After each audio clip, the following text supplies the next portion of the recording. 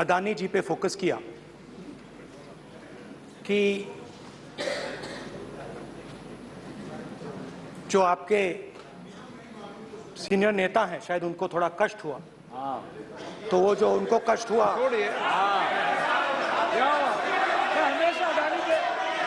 हमेशा अडानी पे अभी भी कष्ट हो रहा है। वो जो कष्ट हुआ, अभी भी कष्ट हो रहा है। विषय पे आइए, विषय पे। अभी भी कष्ट हो रहा है। अभी भी कष्ट हो रहा है। ये देखिए, ये सारे नहीं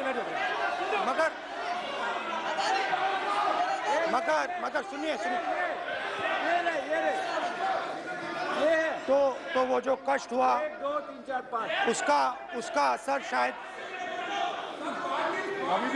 आप पे भी थोड़ा हुआ, तो इसके लिए मैं आपसे माफी मांगता हूं। मगर मैंने सिर्फ सच्चाई रखी थी। मगर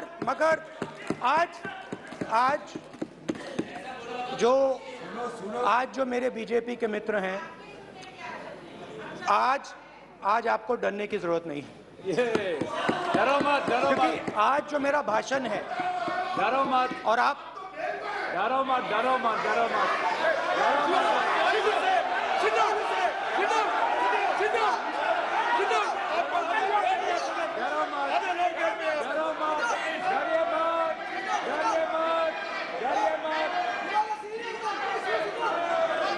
स्पीकर सर, अरे बैठो ब्रदर।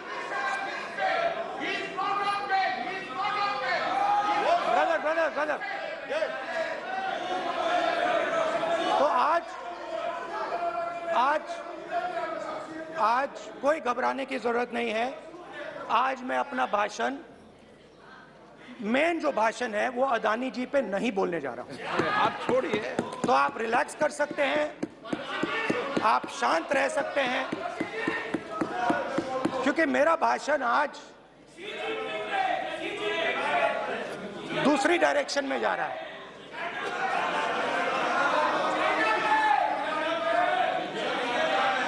रूमी ने कहा था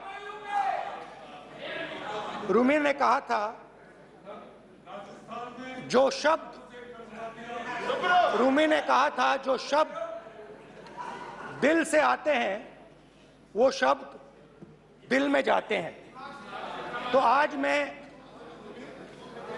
दिमाग से नहीं बोलना चाह रहा हूं, मैं दिल से बोलना चाह रहा हूं।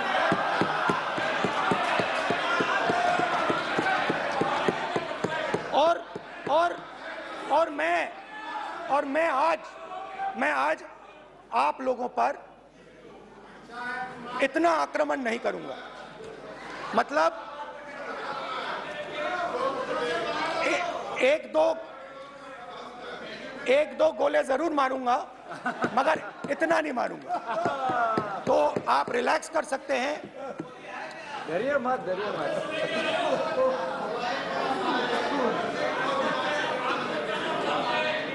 अरे रक्षा मंत्री जी आज संभाल लेंगे हम लोग।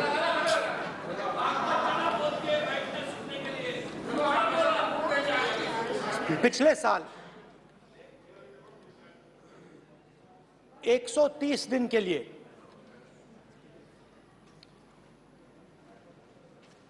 मैं भारत के एक कोने से दूसरे कोने तक गया, अकेला नहीं, बहुत सारे लोगों के साथ।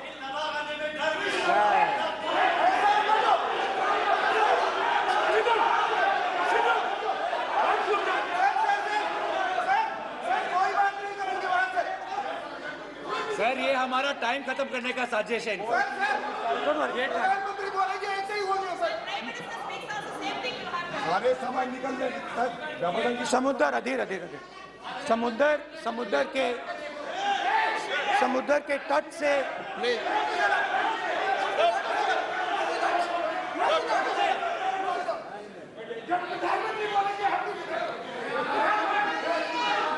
माननीय सदस्य प्लीज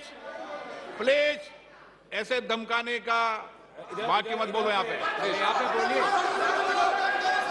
आप उधर, हाँ प्लीज। मैं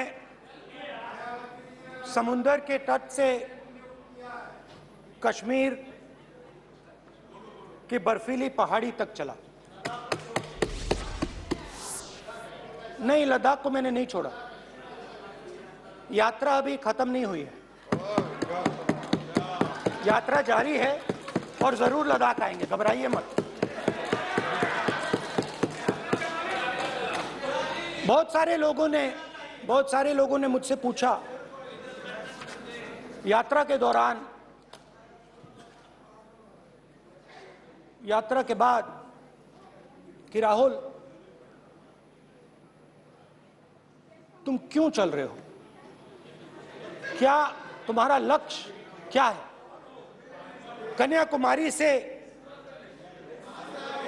कन्याकुमारी से कश्मीर तक क्यों जा रहे हो। और जब वो मुझसे पूछते थे, शुरुआत में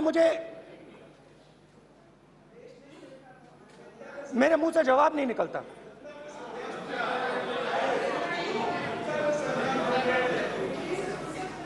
शायद मुझे ही नहीं मालूम था कि मैंने ये यात्रा क्यों शुरू की। जब मैं कन्याकुमारी से शुरू हुआ, मैं सोच रहा था मैं हिंदुस्तान को देखना चाहता हूं, समझना चाहता हूं, लोगों के बीच में जाना चाहता हूं, मगर गहराई से मुझे मालूम नहीं था।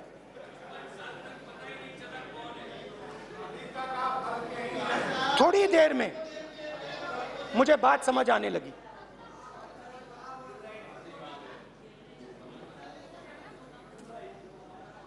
जिस चीज से मुझे प्यार था, जिस चीज के लिए मैं मरने को तैयार हूं, जिस चीज के लिए मैं मोदी जी की जेलों में जाने को तैयार हूं, जिस चीज के लिए मैंने 10 साल हर रोज गाली खाई, उस चीज को मैं समझना चाहता था। ये है क्या जिसने मेरे दिल को इतनी। भाई आप रनिंग कमेंट्री बंद करो, नहीं तो हम भी चालू करेंगे। सुनने का अपना धैर्य रखो। जिस चीज ने मेरे दिल को इतनी मजबूती से पकड़ रखा था, उसको मैं समझना चाहता। शुरुआत में जैसे मैंने शुरू किया, सालों से मैं हर रोज 8-10 किलोमीटर दौड़ता हूं, तो मेरे दिमाग में था कि अगर मैं 10 किलोमीटर दौड़ सकता हूं तो 25 किलोमीटर चलने का क्या मतलब, कोई बड़ी बात नहीं है। ये मैंने सोचा था। आज मैं उस भावना को देखूं तो वो अहंकार था कि मैं ये कर सकता हूं, ये कुछ नहीं है। तो मेरे दिल में उस समय अहंकार था।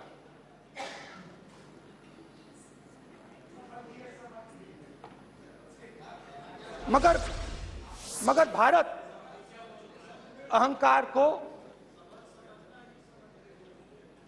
एकदम मिटा देता है, 1 सेकंड में मिटा देता है। तो हुआ क्या, 2-3 दिन में मेरे घुटने में दर्द शुरू हो गया। पुरानी इंजरी थी और जबरदस्त दर्द। हर रोज मैं उठूं और मेरे घुटने में दर्द, हर कदम में दर्द। तो पहले 2-3 दिनों में जो अहंकार था, जो मतलब भेड़िया जो निकला था, वो चींटी बन गई एकदम। जो हिंदुस्तान को अहंकार से देखने निकला था, वो पूरा का पूरा अहंकार गायब हो गया। और रोज मैं डर के चलूं कि क्या मैं कल चल पाऊंगा। ये मेरे दिल में डर था।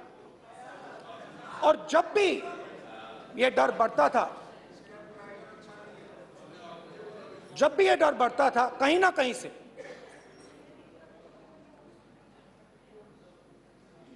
कोई ना कोई शक्ति मेरी मदद कर देती थी। एक दिन मैं सह नहीं पा रहा था, एक छोटी सी लड़की आती है, मुझे चिट्ठी दे देती है। मैंने चिट्ठी खोली, 8 साल की थी, उसमें लिखा था, Rahul, I am walking with you, don't worry. उसने मेरे पैर में चोट देखी और उसने अपनी शक्ति मुझे दे दी। सिर्फ उसने नहीं, लाखों लोग ने। और शुरुआत में जब मैं चल रहा था, कोई किसान आता था, मैं एकदम उसको, पहले उसको अपनी बात बताता था कि आपको ये करना चाहिए, आपको इस प्रकार से काम करना चाहिए। मगर इतने लोग आए, हजारों लोग आए कि थोड़ी देर में मैं बोल नहीं पाया। मैं, जो मेरे दिल में बोलने का डिजायर था, वो बंद हो गया, बोल ही नहीं पाया, क्योंकि इतने लोगों से बोलना था। और एक सन्नाटा सा छा गया, भीड़ की आवाज थी, भारत जोड़ो, भारत जोड़ो, भारत जोड़ो। और जो मेरे से बात करता था, उसकी आवाज में सुनता गया।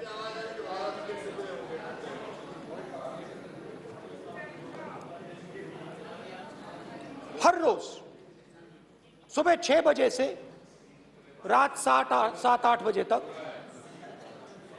आम आदमी, गरीब, अमीर, बिजनेसमैन, किसान, मजदूर, सबकी आवाज।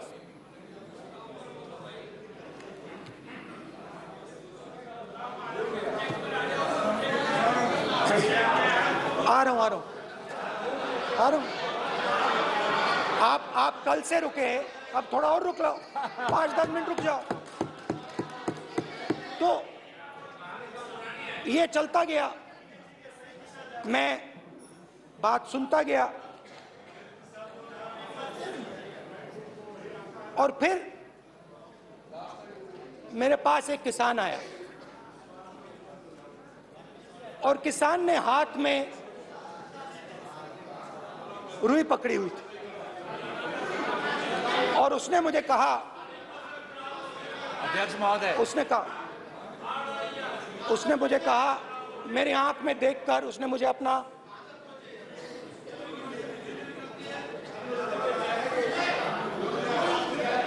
वो रुई का बंडल दिया, और उसने कहा, राहुल जी,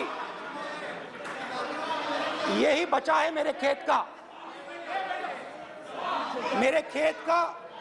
यही बचा है, और कुछ बचा नहीं है। मैंने उससे, जो मैं नॉर्मली सवाल पूछता था, भैया आपको बीमा का पैसा मिला, वो पूछा, बीमा का पैसा मिला, वो पूछा।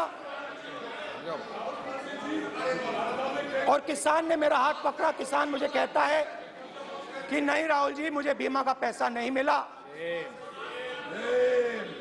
हिंदुस्तान के बड़े उद्योगपतियों ने वो मुझसे छीन लिया।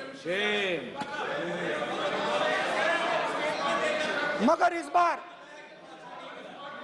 बड़ी अजीब सी चीज हुई। जब मैंने किसान को देखा और वो मुझसे बोल रहा था, तो जो उसके दिल में दर्द था, वो मेरे दिल में आया।